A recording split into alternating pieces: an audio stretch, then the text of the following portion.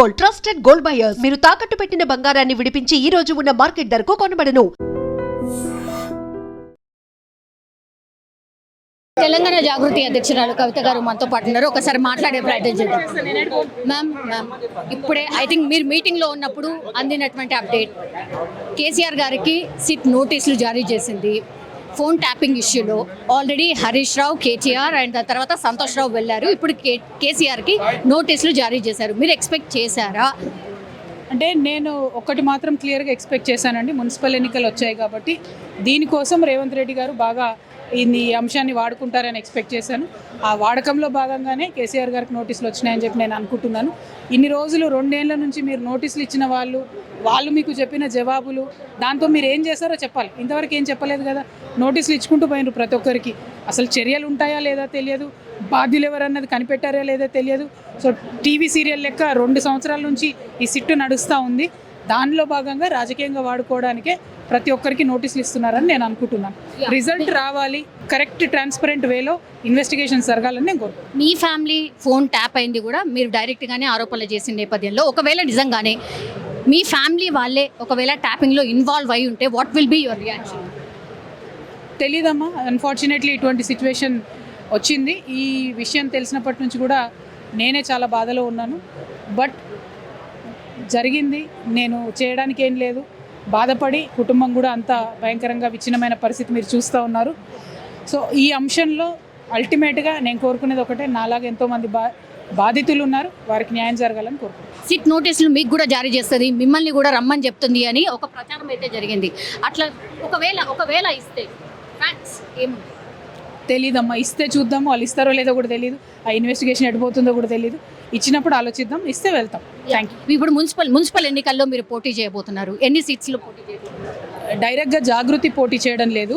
జాగృతి తరఫున ఇంట్రెస్ట్ ఉన్నటువంటి అభ్యర్థులు ఎవరు వచ్చినా కూడా మేము ఆల్ ఇండియా ఫార్వర్డ్ బ్లాక్ సంబంధించి వారితో ఒప్పందం చేసుకున్నాము. మా అభ్యర్థులకు వారికి బీఫామ్ ఆల్ ఇండియా ఫార్వర్డ్ బ్లాక్ నుండి ఇస్తూ ఉన్నారు. సో ప్రత్యక్షంగా మా సంస్థ పోటీ చేయడం లేదు. బట్ మా సంస్థ తరఫున అనేక మంది అభ్యర్థులు ఇంట్రెస్ట్ ఉన్న వాళ్ళని మేము మారల్గా అవుట్ సైడ్ సపోర్ట్ ఇస్తాం. ఎప్పటి నుంచి ప్రచారం? తెలీదేమనుకోలేదు. Thank you. జై తెలంగాణ. ఆకలిస్తుందా, నిద్ర వస్తుందా, యుద్ధం ఇంకా చాలా చేసేది ఉంది. గట్టిగా ఒకసారి జై తెలంగాణ, జై తెలంగాణ. అందరికీ నమస్కారం. అనేక మంది కుల సంఘ నాయకులు, పెద్దలు, అనేక రాజకీయ పార్టీకి సంబంధించినటువంటి నాయకులు, పెద్దలు, అదేవిధంగా రియాజ్ భాయ్ అయ్యే అనేక మంది బీసీ సంక్షేమం కోసం పనిచేసేటటువంటి నాయకులు, ఓసీల సంక్షేమం కోసం పనిచేసేటటువంటి నాయకులు, అదేవిధంగా పత్రికా అధిపతులు, మరి కుల సంఘాల నాయకులు అందరూ కూడా వచ్చారు. ముఖ్యంగా ఇప్పుడు వేదిక మీద ఉన్నటువంటి అప్పటి నుంచి సభను మోడరేట్ చేసినటువంటి ఇస్మాయిల్ అన్న గారికి, అట్లానే మా కాచం సత్యనారాయణ గారికి, సోదరులు జరిపోతుల నరేందర్ గారికి, మేకపోతుల నరేందర్ గారికి, మా కోల సీనన్నకు, అనురాధమ్మకు, బీసీ రాజ్యాధికార సమితి తమ్ముడు యాదవ్ గారు, నాగరాజ్ యాదవ్ గారికి, మా అన్న కొట్టాల యాదగిరి గారికి, అట్లానే నరహరి అన్న గారికి, నాగరాజ్ అన్న గారికి, మా ఇప్పుడే వచ్చిన రియాజ్ అన్న గారికి, ఇక వేదిక మీద ఉన్న అనేక మంది అన్నలకు, అక్కలకు, మేము అవకాశం ఇవ్వనటువంటి మిత్రులకు కూడా క్షమించమని కోరుతూ, మరి ఇవాళ చాలా ఎమర్జెన్సీ సిచ్యువేషన్లో ఈ మీటింగ్ పెట్టుకుంటా ఉన్నాం.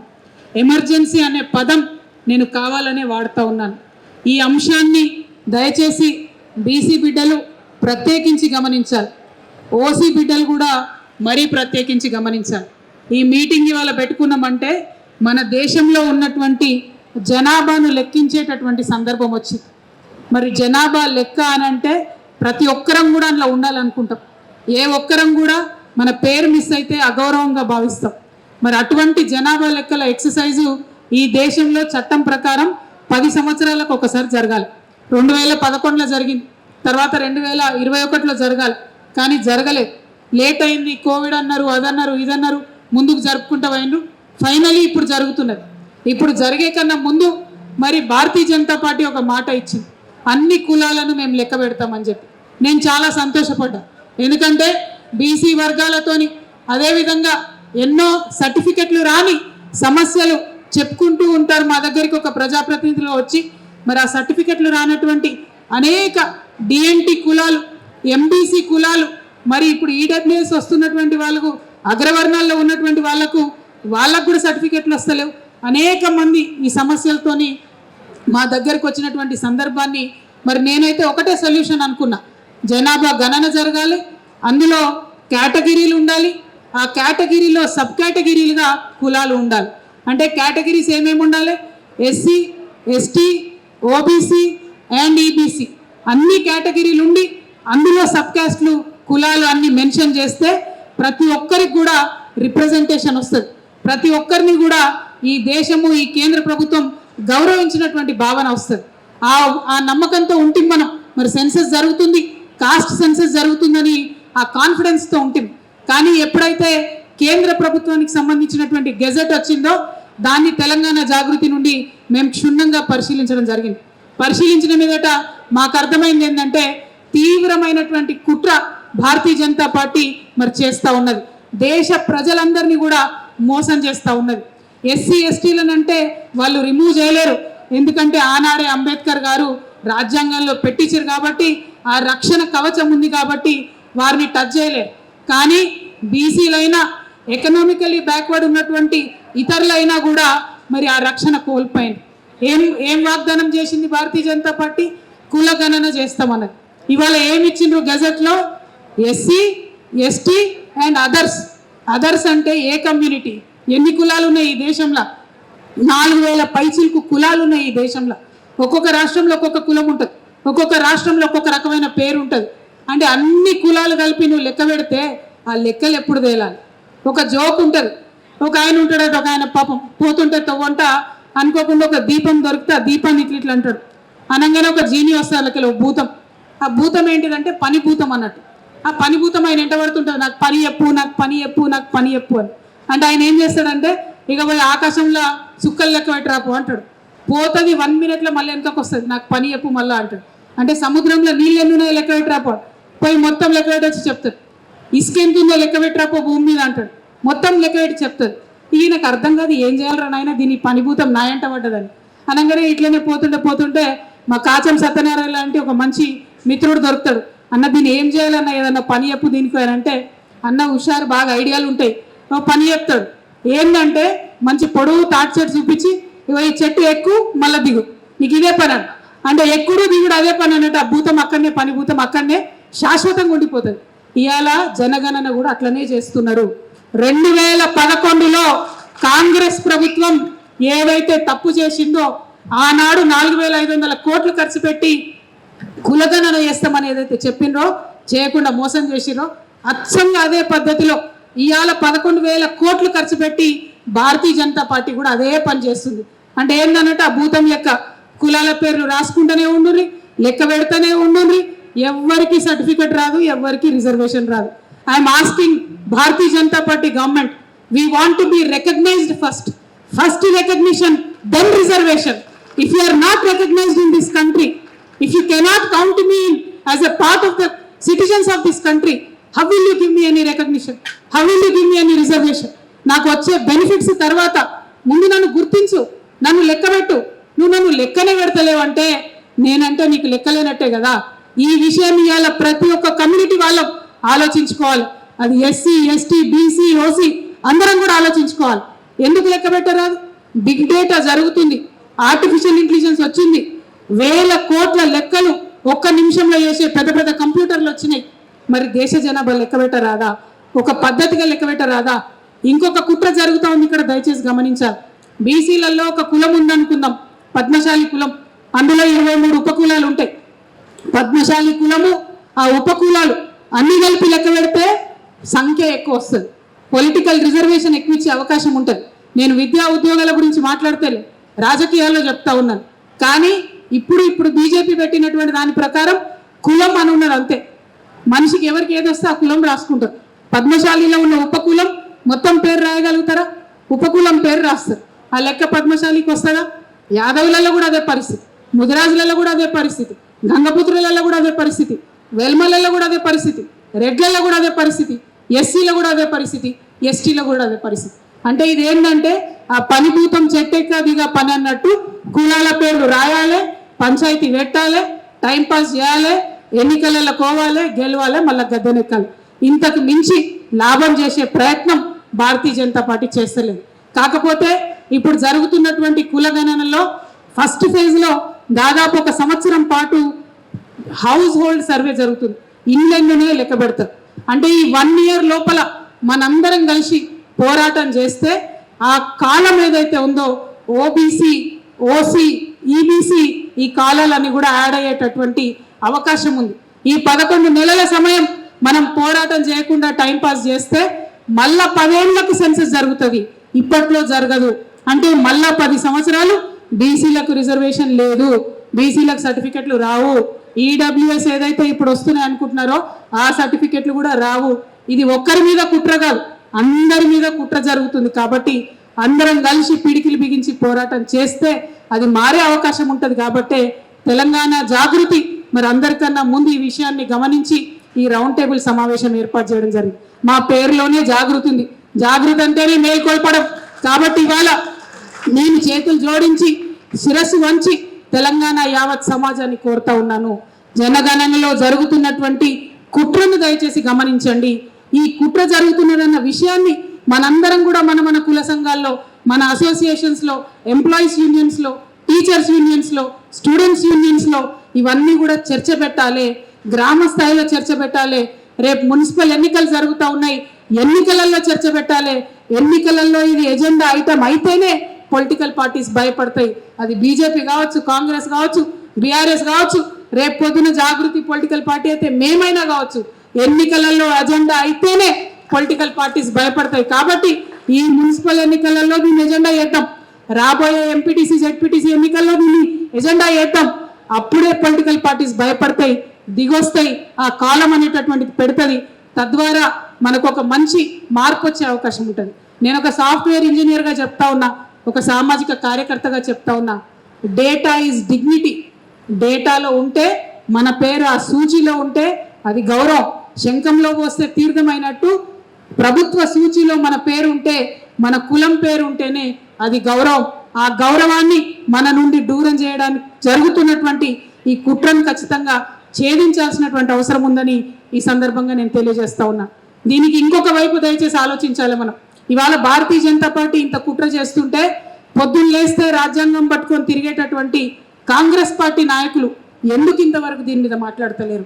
మరి ఈ రాష్ట్రంలో ప్రధాన ప్రతిపక్షంగా ఉన్నటువంటి బీఆర్ఎస్ పార్టీ ఎందుకు ఇంతవరకు దీని గురించి మాట్లాడతలేదు? మీ దగ్గర లాయర్లు లేరా? మీ దగ్గర చదివేటోళ్ళు లేరా? వచ్చినటువంటి గజెట్ని చదవలేదా? ప్రజలకు అన్యాయం జరుగుతుంటే అర్థమైతలేదా? ఇప్పుడు ఇది మనం చూస్తూ ఊరుకుంటే ఇంకా 10 సంవత్సరాలు కూడా డేటాలో క్లారిటీ ఉండదనే విషయం పొలిటికల్ పార్టీసు అర్థమయ్యి కానట్టుగా ఉంటున్నారా? ఈ ప్రశ్నలన్నీ కూడా దయచేసి అడగాలని చెప్పి నేను ఇక్కడికి హాజరైనటువంటి మిత్రుల్ని, టీవీల ద్వారా వీక్షిస్తున్నటువంటి ప్రేక్షకుల్ని నేను కోరుతా ఉన్నాను. ఎందుకంటే ఈ అంశాన్ని గట్టిగా పట్టుకుంటేనే, ఆ డేటాలో మనం ఉంటేనే ముందుకెళ్ళేటటువంటి ఆస్కారం ఉంటుంది. మరి ఇక్కడ ఇందాక చాలా మంది మిత్రులు మాట్లాడుతూ చెప్పారు, ఎన్నికల మీద ఎన్నికలు పెడుతున్నారు, రిజర్వేషన్ గురించి ఎవరు మాట్లాడతలేరు. ఆ అంశాన్ని కూడా మరి మర్చిపోయినట్టే చేస్తున్నారు. ఇప్పుడు మున్సిపల్ ఎన్నికలు వచ్చినాయి, ఇందులో కూడా బీసీలకు రిజర్వేషన్ రాలేదు. ఇందాక మన మైనారిటీ సోదరులు మాట్లాడుతూ చెప్పిండ్రు, ఇప్పుడు ఉన్నటువంటి కేంద్ర ప్రభుత్వం ఎస్ఆర్సీ తీసుకొస్తుంది, అనేక రకాలైనటువంటి కొత్త చట్టాలు తీసుకొస్తుంది, మైనారిటీలని ఓటర్లు కాకుండా చేసే కుట్ర చేస్తుందని చెప్తున్నారు. మరి ఇవాళ కులగన్న జరుగుతుంటే మాకు భయం అవుతుంది అనే మాట మరి తను నిలబడి ఇక్కడ మాట్లాడడం జరిగింది. ఇది మనందరం కూడా ఆలోచన చేసుకోవాలి. సరే, ఎవరికి ఏ హక్కులు రావాలి, ఎవరు ఏ మతం అనే అంశం పక్కకున్నా వాళ్ళు కూడా మన భారత పౌరులు కాబట్టి వాళ్ళ కోసం కూడా మనందరం మాట్లాడాల్సినటువంటి అవసరాన్ని దయచేసి గుర్తించాలి. జనాభా గణనలో అందరికీ సమానమైనటువంటి అవకాశం రావడానికి మనందరం ప్రయత్నం చేయాలి. మరి దానికోసం జాగృతి ఒక ముందడుగు వేసింది. ఈ అడుగులు అడుగై తోడై కలిసి వచ్చినటువంటి అన్ని సంఘ నాయకులకు కూడా నేను మనస్ఫూర్తిగా ధన్యవాదాలు తెలియజేస్తా ఉన్నాను. ఈ రౌండ్ టేబుల్ కాన్ఫరెన్స్ ఇంత సక్సెస్ అయిందంటే తప్పకుండా కోల శ్రీనివాస్ అన్న గారు, మా గుంజపడుగు హరిప్రసాద్ అన్న గారు, మా నవీన్ అత్రి గారు, నరేష్ గారు, లలిత యాదవ్ గారు, మా మంజుల చారి గారు, మా అదృష్టం ఏంటంటే మా దగ్గర ఉండేటటువంటి నాయకులందరూ కూడా ప్రతి బీసీ సంఘంలో అయితే అధ్యక్షులు ఉన్నారు, ఉపాధ్యక్షులు ఉన్నారు.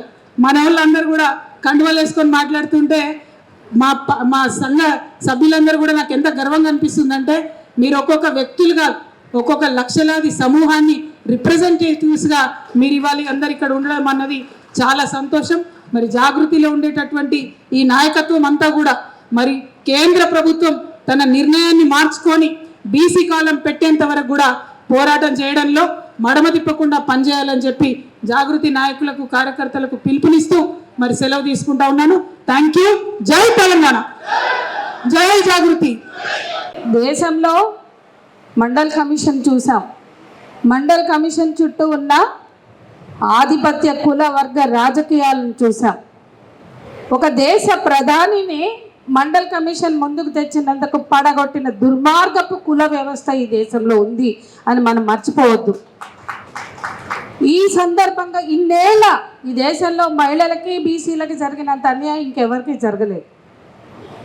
సామాజికంగా రాజకీయంగా ఆర్థికంగా అణచివేత గురవుతున్న వర్గాలు తమ వాటా కోసం చేస్తున్న పోరాటంలో అంటే నిర్ణయాధికారంలో సమభాగస్వామ్యం, అది బీసీలదా ఓబీసీలదా అట్లాగే కోటాలో సబ్ కోటా మహిళలదా, మొత్తం కూడా నిర్ణయాధికారంలో సమభాగస్వామ్యం అనే నినాదం ఈ దేశంలో ఇప్పటికీ అమలులోకి రాలేదు, అణిచివేయబడింది, తొక్కివేశారు ఈ నినాదాన్ని.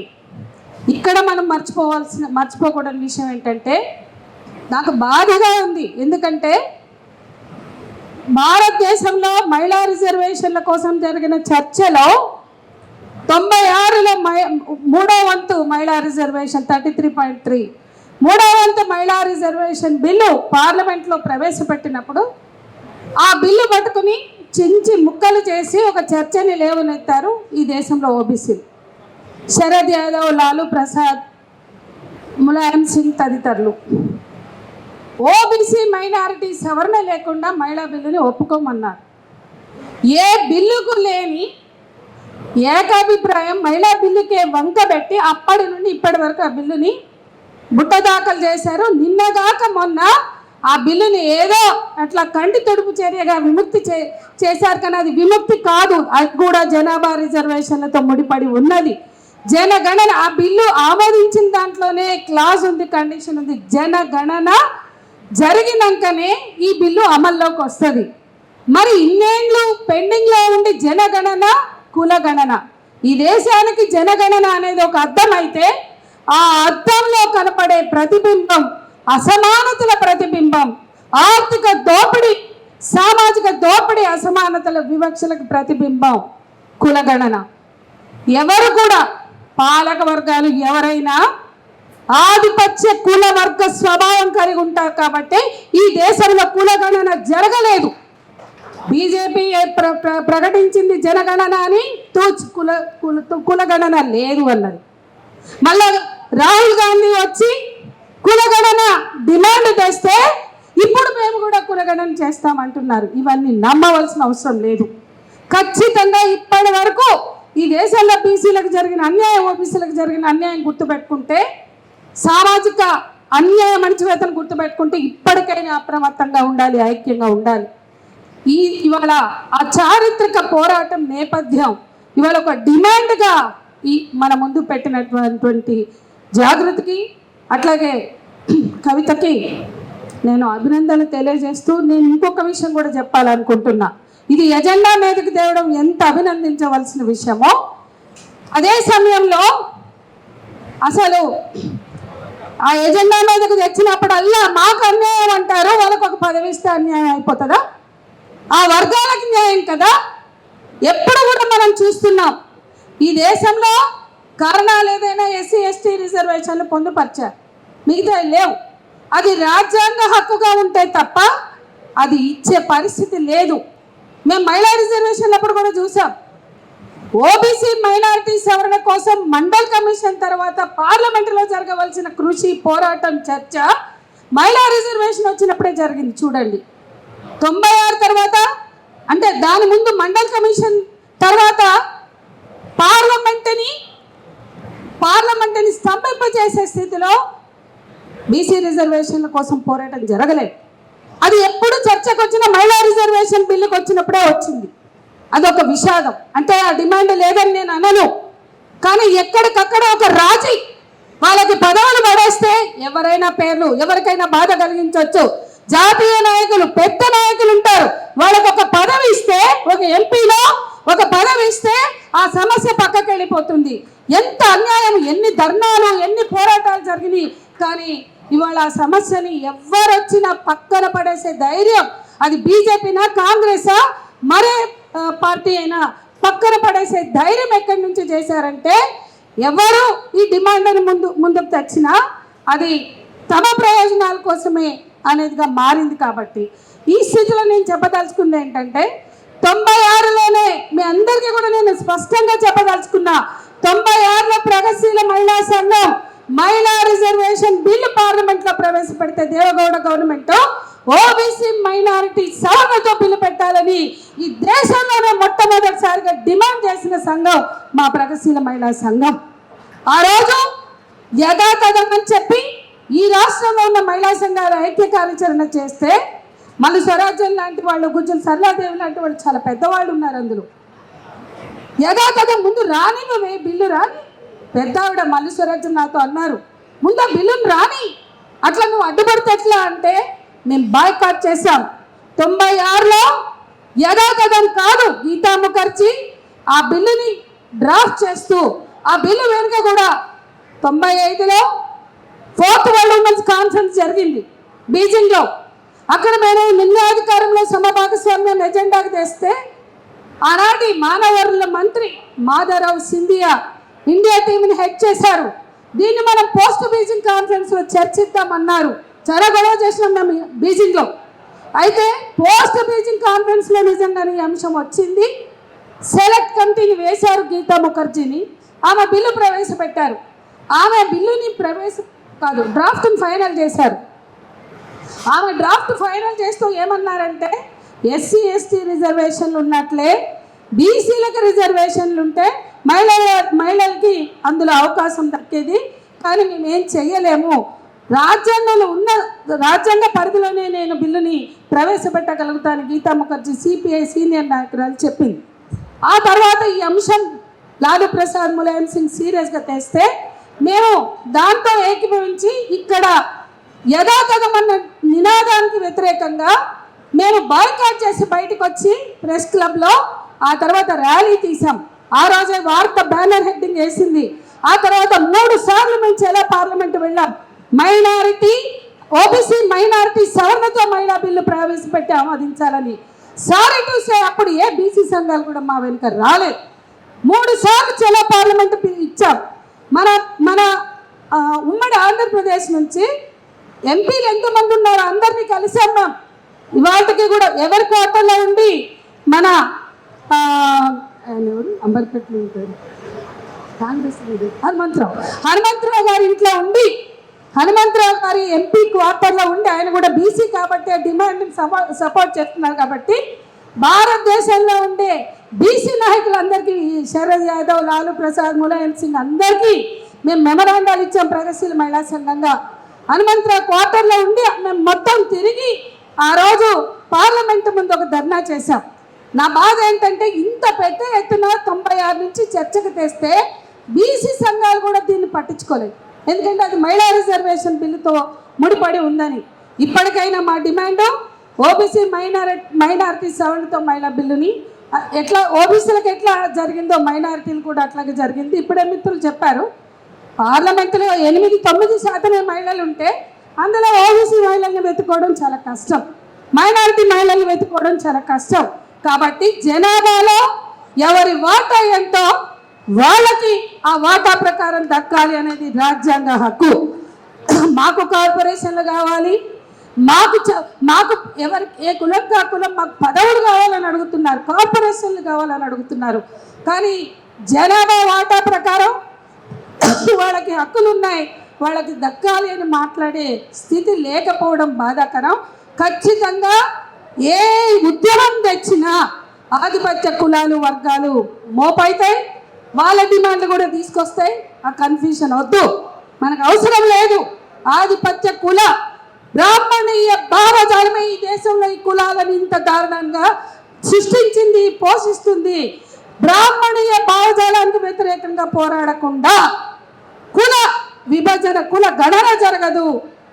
కుల గణన జరిగి ఇవాళ మన ముందుకు తెచ్చిన కుల గణన కూడా 2026-27లో జరగబోయే కుల గణన, జనగణనలో భాగంగా కుల గణన సమగ్రంగా జరగడానికి ఒక పోరాటం చేయాలి. దాని ఆధారితంగానే సంక్షేమ పథకాల, రాజకీయ రిజర్వేషన్ల, విద్య, ఉద్యోగ తదితర రంగాల్లో రిజర్వేషన్లు అనేది ఎజెండాకు వస్తాయి. లేకపోతే బీసీలకు జరుగుతున్న అన్యాయం కొనసాగుతుంది. దానికి వ్యతిరేకంగా ఒక బిల్లు ఉండాలి. ఒక నిష్పాక్షిక ధోరణితో, ఒక సామాజిక లక్ష్యంతో ఆ పోరాటం జరగాలి అని సమయం ఎక్కువ లేదు. ఖచ్చితంగా మనం రాజీ పడితే, మనం అందరినీ కలుపుకుందామని చెప్పి ఎవరిని పడితే వాళ్ళని జోకొడితే, ఇవాళ కమ్మ కులం వాళ్ళ జనాభా ఎంత, రెడ్డి కులం వాళ్ళ జనాభా ఎంత, ఓకే రెడ్డి అంటే ఆంధ్ర తెలంగాణలో ఉన్నారు, కానీ వాళ్ళ జనాభా ప్రకారమే వాళ్ళు పదవులు తీసుకుంటున్నారా? వాళ్ళు సామాజికంగా, ఆర్థికంగా బలపడమే కాకుండా రాజ్యాంగాన్ని దుర్వినియోగం చేసి రాజకీయంగా కూడా వాళ్ళే చెలాయిస్తున్నటువంటి ఈ సందర్భంలో రాజ్యాధికారం, ఈ పోరాటం సామాజిక రాజ్యాధికారం కోసం, ఈ రాజ్యాధికారం వైపుగా వెళ్ళేటువంటి ఈ సందర్భంలో కొన్ని కులాలకే పరిమితమా? రాజ్యాధికారం రాజ్యం వాళ్ళ అపసొత్తా, రాజ్యం కొన్ని కులాలకే పరిమితమా? ఖచ్చితంగా ఆ రాజ్యాధికారం కూడా అందరికీ దక్కడం కోసం ఈ పోరాటం సాగాలి.